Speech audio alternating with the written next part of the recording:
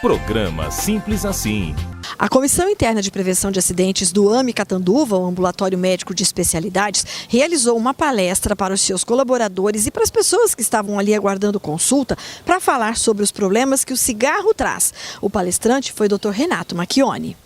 Nós estamos no AME Catanduva, ao lado do médico pneumologista Dr. Renato Macchioni, falando agora sobre a campanha de prevenção ao tabagismo. Essa palestra que ele faz agora é justamente para tratar desse assunto, já que 31 de maio é o dia de combate ao fumo. Dr. Renato, obrigada por falar com o Simples Assim novamente. Essa palestra tem o sentido de alertar as pessoas para os males que o cigarro traz? Sem dúvida, nós estamos abordando esse tema nessa semana com várias atividades para a população atender a nossa procura de elucidar sobre os males provocados pelo tabagismo. E acredito que teremos sucesso com o apoio de vocês. Que males o cigarro traz para a saúde?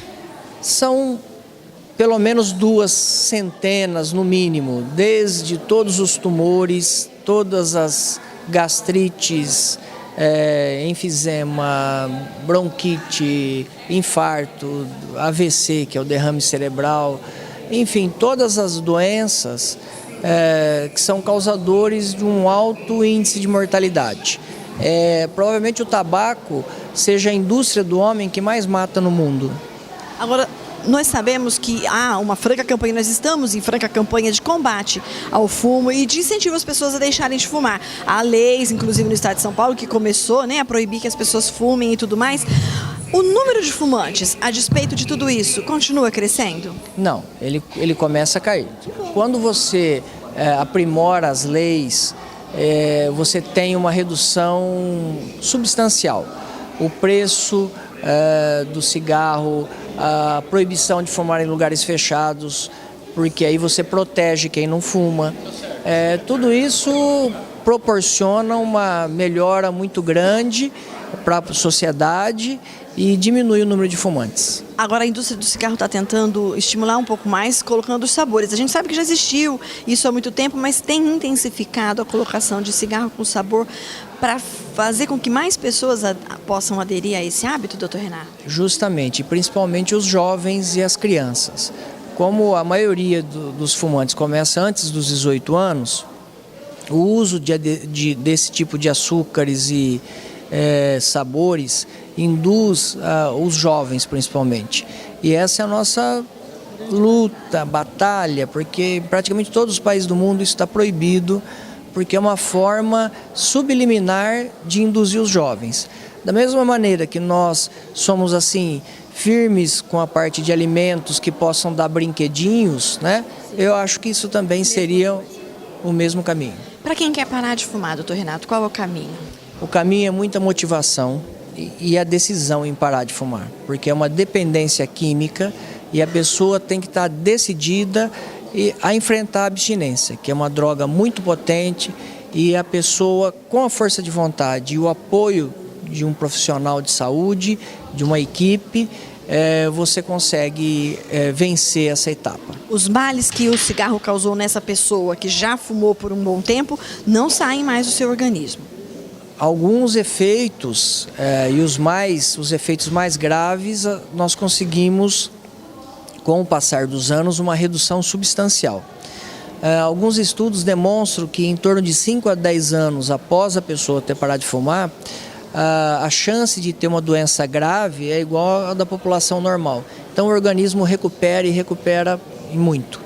Quem sabe agora, diante dessa entrevista, dessa data, as pessoas não se estimulem, não é, doutor Renato, a também parar de fumar? Possivelmente. E acredito que você, com o seu apoio e a divulgação, através das novas mídias, nós consigamos atingir esse objetivo. Muito obrigada mais uma vez por nos atender. Eu que agradeço.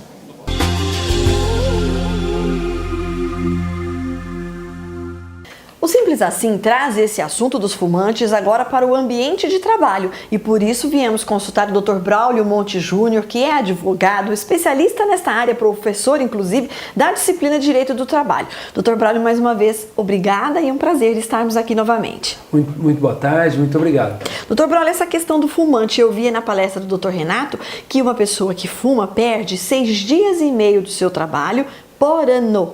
Isso acaba trazendo complicações também? No direito do trabalho, sobre vários aspectos, né? Quais, por exemplo?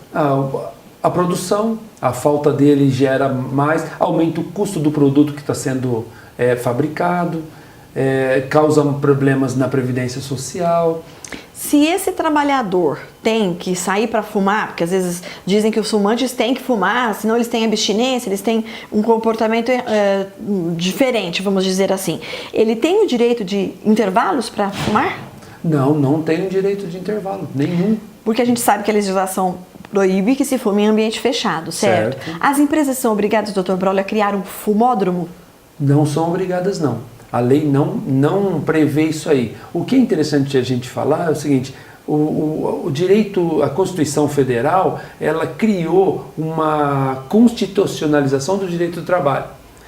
E a Constituição Federal, ao contrário das anteriores que nós tivemos desde 1824 até a de 69, quando chegou essa de 88, que é a atual, ela começou a olhar para o homem. Começou a preservar a dignidade da pessoa humana. Essa foi a grande mudança, o grande paradigma que nós atingimos. Nós atingimos um patamar muito superior do que a Constituição de Weimar na Alemanha de 1917. Hoje a gente está num patamar muito superior e o Brasil é de ponta nesse sentido. Agora, mesmo tendo que pensar no ser humano, a empresa não é obrigada a conceder intervalos, ainda que pequenos, para que o empregado fume ou ainda mais construir fumódromos. Não é obrigado. O empregado que fuma, portanto, precisa fazer uso do seu intervalo de almoço ou intervalo para café que ele tenha para esse fim. Perfeito. Nós sabemos, Dr. Braulio, que às vezes as empresas observam o perfil do candidato a uma vaga. Se o candidato fuma, a empresa pode se abster de contratá-lo por isso? E é engraçado, né, Gislaine, que eles vão até no Facebook procurar, né? Não é? Detalhes da pessoa. Isso. Ele pode proibir? Claro que não. Ele na verdade, ele não pode proibir. Ele não pode negar a vaga alegando que é um fumante. Não pode. E isso ele também não pode fazer. especificar na hora de discriminar o perfil que ele busca, que é para não fumante. Em algumas situações, sim, depende do o que ele vai fazer. Se ele trabalha num laboratório, se ele... Depende uma cozinha, por exemplo. Um sujeito que trabalha experimentando vinhos, por exemplo, se o cigarro atrapalhar a saborização daquele produto, aí é possível proibir, mas é uma coisa relativa, não é absoluta. É mais ou menos como aquela história de não pode proibir por opção sexual, não pode impedir, segue mais ou menos a linha. Ou contratar, por exemplo, uma pessoa idosa para ser segurança, né? Tá, entendi. Você não pode discriminar pela idade, mas você... uma segurança com 80 anos não seria... Eu tenho mais uma pergunta aqui, mas deixa eu só voltar naquela questão. Os empregadores agora estão indo buscar o perfil no Facebook? Muito. Vão assuntar o candidato no Facebook? E engraçado que eu vejo, Gislaine, o empregado não percebe, muitos empregados escrevem assim: ainda bem, hoje é sexta-feira, ou ai, que ruim, hoje é segunda-feira. O empregador pode estar olhando isso. O empregado, na verdade, ele tem que ter uma noção que ele é um colaborador da empresa, ele faz parte daquele complexo, e um complexo tão grande que atinge o Brasil. Criticar a própria empresa, o emprego que se está pelo Facebook é passível de demissão? Não tem a menor dúvida, fica registrado ainda com muita facilidade. Eu tenho uma pergunta da Elisete da Cruz, que ela é de Uchoa, doutora. Ela mandou pra gente por e-mail, e ela queria saber quanto tempo ela tem para entrar com uma ação trabalhista a partir do momento que ela foi demitida. Nossa, Elisete, muito bacana a sua pergunta. O problema dali é assim: qual foi o tempo do aviso prévio, qual foi a modalidade utilizada no aviso prévio? O aviso prévio tem duas modalidades: ou ele é indenizado ou ele é cumprido, ou seja, trabalhado. Se ele for trabalhado, conta do último dia. Se ele for indenizado, você tem que pegar o último dia que ele trabalhou, somar mais o tempo do aviso e conta 2 anos a partir daquele dia, como no primeiro caso do aviso cumprido também. Entendi. Então ela tem 2 anos. Passado esse período, ela perde os direitos trabalhistas que ficaram lá atrás. Ela pode até reclamar, mas se a empresa se defender através de um instituto do direito civil que chama prescrição, a empresa se libera disso. A prescrição nasceu, na verdade, para poder liberar uma dívida, né? Isso. Senão você ia ficar com uma dívida eternamente, até você ir para outro lugar nesse mundo, né? Sair desse mundo. E isso não pode ser, você tem que ter uma limitação. Olha, eu tenho 2 anos para reclamar. E a contagem, queria falar para a Elisete, assim, essa contagem bienal, mesmo dia, mesmo mês do ano subsequente. Conta 2 vezes porque é bienal. Entendi, doutor Braulio. Muitíssimo obrigada mais uma vez por nos atender. Eu agradeço mais uma vez sobre várias dimensões, porque primeiro você me dá uma oportunidade muito bacana e a segunda é essa oportunidade de passar coisas importantes e em razão das perguntas tão pertinentes e inteligentes que você faz. Obrigado. Nós que agradecemos. E você, se como Elisete também tem alguma dúvida com relação ao direito do trabalho, simples assim mandar pra gente também. Programa Simples Assim.